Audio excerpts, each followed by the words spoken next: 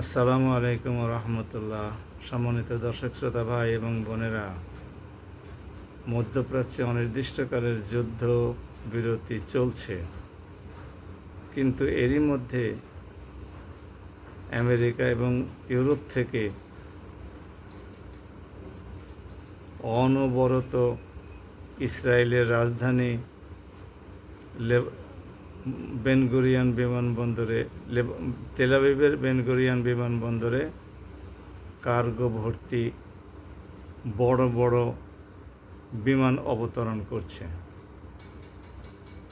ইসরায়েলে যুদ্ধ বিমানে করে KC-130 বা এই টাইপের যুদ্ধ বিমানে করে, মালবাহী যুদ্ধ বিমানে করে কি আসে? ইসরায়েলের মানুষের জন্য কি এত খাবার আসার দরকার পড়ে? এত খাবারের খবর তো আমরা অতীতে কোনো সময় শুনি নাই যে বিমানের পরে বিমান আসছে, অনবরত আসছে, একদিনে কয়েকটা বিমান আসছে। অর্থাৎ অনির্দিষ্টকাল যুদ্ধবিরতির অবসরে আমেরিকা এবং ইউরোপ ইসরায়েলের ঘাড়ে বন্দুক রেখে আবার ইরানের উপরে হামলা করতে চায়। হয়তো আমেরিকা এর মধ্যে ইউরোপকে আরও ধমকি দিয়ে ইউরোপের আকাশসীমা ব্যবহার করেছে, বিমানবন্দর ব্যবহার করেছে, তাদের কাছ থেকে সামরিক অস্ত্রাদি দিতে রাজি করিয়েছে। এ সমস্তগুলোর মাধ্যমে ইরানের উপরে হামলার পূর্ণ প্রস্তুতি গ্রহণ করছে। আমরা এতে খুব উদ্বিগ্ন হয়ে পড়েছি যে ইরানের উপরে যদি এইবার হামলা হয় তাহলে আমেরিকা ইরানকে পরাস্ত না করা পর্যন্ত ক্ষান্ত হবে না, ইসরায়েল ইরানকে ধ্বংস না করা পর্যন্ত ক্ষান্ত হবে না, অথবা নিজেরা মারাত্মক রকমের ক্ষতির শিকার না হওয়া পর্যন্ত পিছু টান দিবে না।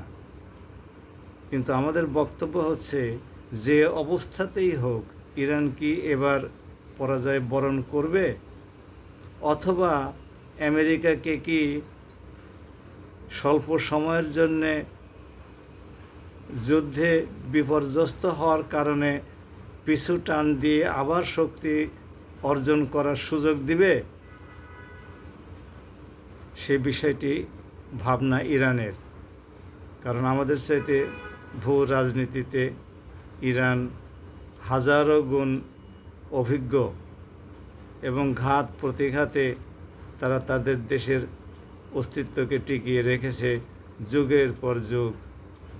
গত 56 বছর যাবৎ অবরোধের শিকার হয়ে এসেছে। সুতরাং ইরানের সতর্ক থাকা উচিত, যাতে করে ইসরায়েল এবং আমেরিকা যৌথভাবে পুনরায় হামলা শুরু করে তাদেরকে বিপর্যস্ত করতে না পারে। ইরানের সেভাবেই প্রস্তুতি গ্রহণ করা উচিত।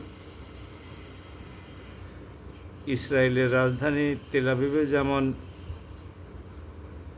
অনবরত সামরিক সরঞ্জামাদি ভর্তি যুদ্ধ বিমান অবতরণ করছে, ঠিক তেমনি তেহরানেও চীন, রাশিয়া, উত্তর কোরিয়া থেকে ডজন ডজন সামরিক সরঞ্জামাদি ভর্তি যুদ্ধ বিমান অবতরণ করুক, তবেই কেবলমাত্র যুদ্ধে ভারসাম্য থাকবে। তা নাহলে এমনি তো ভারসাম্যহীন যুদ্ধ ছিল, একপাক্ষিক যুদ্ধ ছিল, সেটা অ্যাসিমেট্রিক যেটাকে বলি আমরা ইংরেজিতে। সেই যুদ্ধে ইরানও যেরকম বিপর্যস্ত হয়েছে, আমেরিকার অবকাঠামোগত ক্ষতি হয় না, কিন্তু সামরিক কিছু সরঞ্জামাদি ক্ষতিগ্রস্ত হয়েছে। অন্যদিকে ইসরায়েলের অবকাঠামোগত ক্ষতি হয়েছে, সামরিক সরঞ্জামাদিও ক্ষতিগ্রস্ত হয়েছে। কিন্তু এত অল্প সময়ের মধ্যে বেনগুরিয়ান বিমানবন্দর তারা চালু করতে পারলো, যেখানে বিমান ওঠানামা করতে পারছে অহরহ। এই অবস্থায় ইসরায়েলকে ইরান ছেড়ে দিল কেন? বেনগুরিয়ান বিমানবন্দরের রাডার স্টেশনটা তারা অকেজো করতে পারে নাই এত হামলার পরেও কেন? আমরা জানি ইরানকে একসাথে মধ্যপ্রাচ্যের 6-7টি দেশ এবং ইসরায়েল আর বিশ্বের সবচাইতে শক্তিধর সামরিক দিক থেকে আমেরিকার সাথে একা যুদ্ধ করতে হয়েছে। আর পরোক্ষভাবে কোনো কোনো দেশ ইরানকে সাহায্য সহযোগিতা করেছে। এই অবস্থাতেও ইরান টিকে ছিল এবং ওদেরকে বিপর্যস্ত করে মধ্যপ্রাচ্যের সমুদ্র সীমা ছেড়ে যেতে বাধ্য করেছে অথবা যুদ্ধবিরতি ঘোষণা করতে বাধ্য হয়েছে।